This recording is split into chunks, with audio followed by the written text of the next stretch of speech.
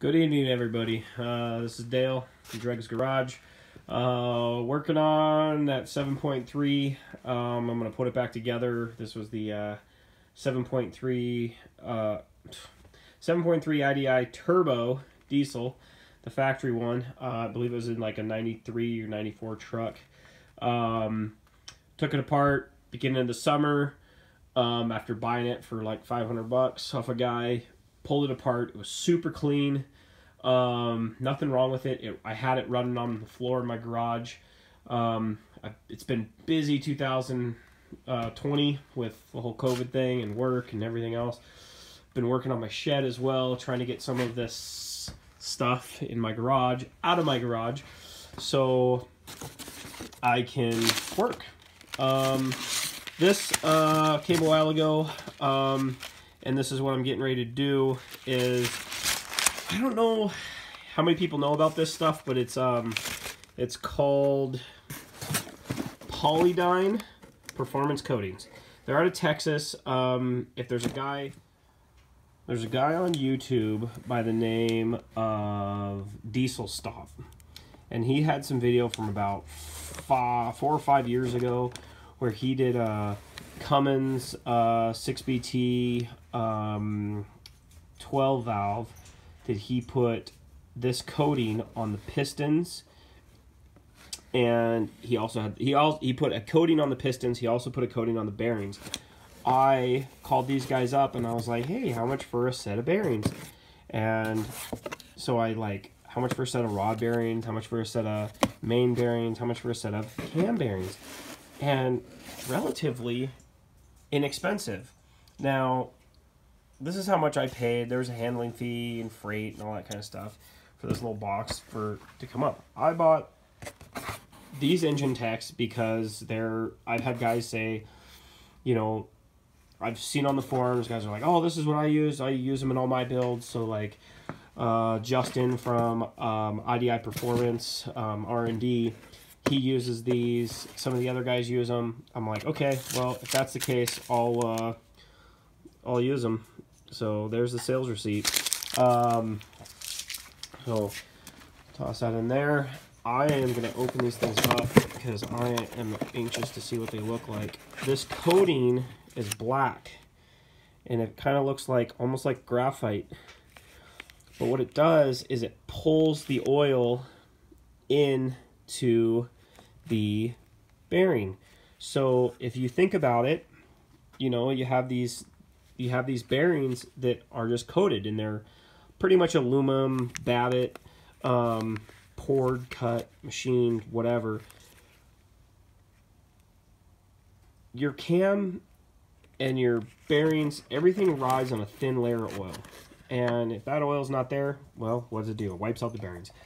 I, somewhere around here, have the bearings still in, let me see, they're still in the can. They're still in the rods. I labeled all the rods.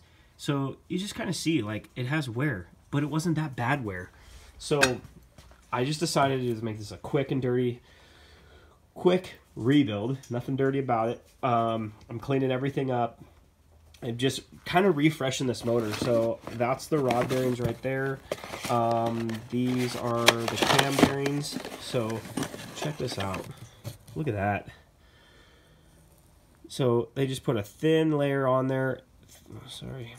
A thin layer on there, and it tracks the oil. So I'm going to try it. You know, this motor, the guy told me, oh, it had about 200,000 miles on it. It didn't look like it had 200,000 miles on it. I can tell you that right now.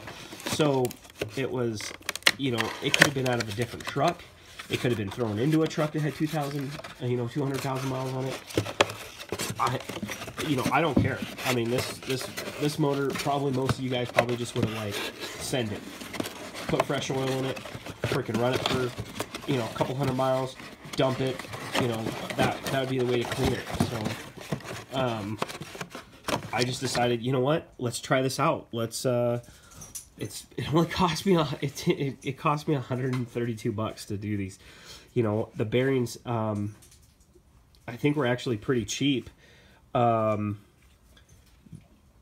via I bought them at Rock Auto, and I live in Montana, and so like we're having like an early winter. I got the dogs outside right now. It's like 9:30.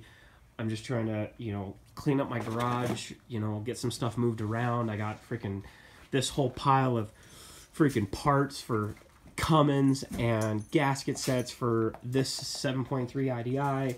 I bought this stuff probably 3-4 years ago, probably when prices were actually decent on this stuff. I mean, they still are, but I'm just pretty much just trying to like put an engine together, get rid of some of these parts. I got so much stuff. There's the pistons from my 7.3 motor that blew up, that are in that came out of the brick nose, the 88. This motor, I'm hoping to get it put back together, freshened up, put back together, stick it in the 94. I'm probably gonna end up selling the 94. I talked to a guy down the street. I talked to him about $5,000. At first I was like, oh, I don't know if I want to sell it, and I'm like, yeah, if I do want to sell it, I'll probably end up selling it for, probably like $5,000. And then he's like, really? He's like, you do all this work to it, it's gonna cost more money. And I was like, probably. And he's like, well, how about I bring you a deposit? Well, he's never brought me a deposit, and right now with COVID, used car prices skyrocketed. I mean, that 94 IDI, 323,000 miles on it, put a freshened motor in it, and it might fetch me another $2,500, for a $500 motor and some gaskets and some cleaning. So I'm gonna do that. I'm gonna throw this motor together. Hopefully I can get it done in the next couple months, while it's wintertime. I can't work outside. COVID's going on, so I'm trying to spend as much time at home and not out doing other things. Can't work on the shed. Pretty much have 50% of my siding left to do on the shed and my roof. That's it. My roof's covered with like some thick black plastic. So I will be probably putting up a website, and it's not going to be Dreg's Garage. Dreg's Garage is like maybe my local thing. It's going to be Dreg's Diesel, and it's going to be IDI Performance Parts. I have some stuff in the works right now. One thing is the brass machine caps. I'm working on them right now, that are going to replace all the plastic junk like this. Getting rid of the plastic. I hate plastic. It's so cheap. Hot, cold, hot, cold. What happens? You get up there to fix something, and what do you got? You get a broken barb. Okay, now you got to go find one off either another motor, or you got to go buy a whole new flipping set. I want to build these American made. They're not going to be this design. They're going to be the 1/4-inch barb, and they're going to be coming off the side like the 6.9s. They're going to be all brass. The barbs are going to be soldered in because of the fact that it cuts the machining cost down quite a bit compared to building in one piece. I will possibly in the future have the one-piece aluminums that probably will look like this one, but they're going to be expensive. You're talking at least $300 to $400 a set. Do you guys want to pay that? Not necessarily in the IDI world, but if you are willing to pay it, let me know. The brass ones right now, figuring my cost in the machining and the time that I have to put into it for soldering. I'm really trying to turn this into a business because I see guys making money at the IDIs.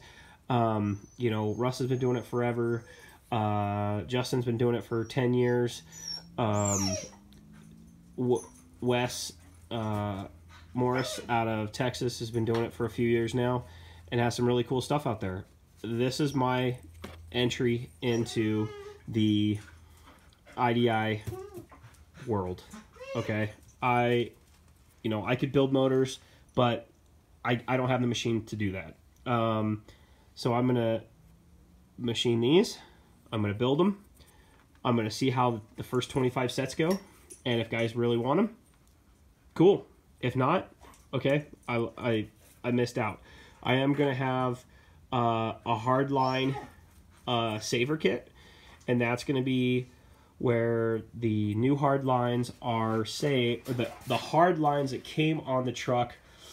You get rid of the rubber washer, olive, whatever you want to call it, gasket that's inside those brass connectors, and you get rid of that, and you go to a compression style fitting. That's going to be the hard line saver kit. It's going to be pretty inexpensive. Then I'm going to have another kit, might be a little bit more, might be a nice looking one. It's going to be industrial grade, you know, hydraulic grade, you know, hose, fittings, the good stuff. It's not going to be cheap. It's not going to be plastic. You know, it's going to be the good stuff. I could show you some samples right now, but it's just going to be here in the near future.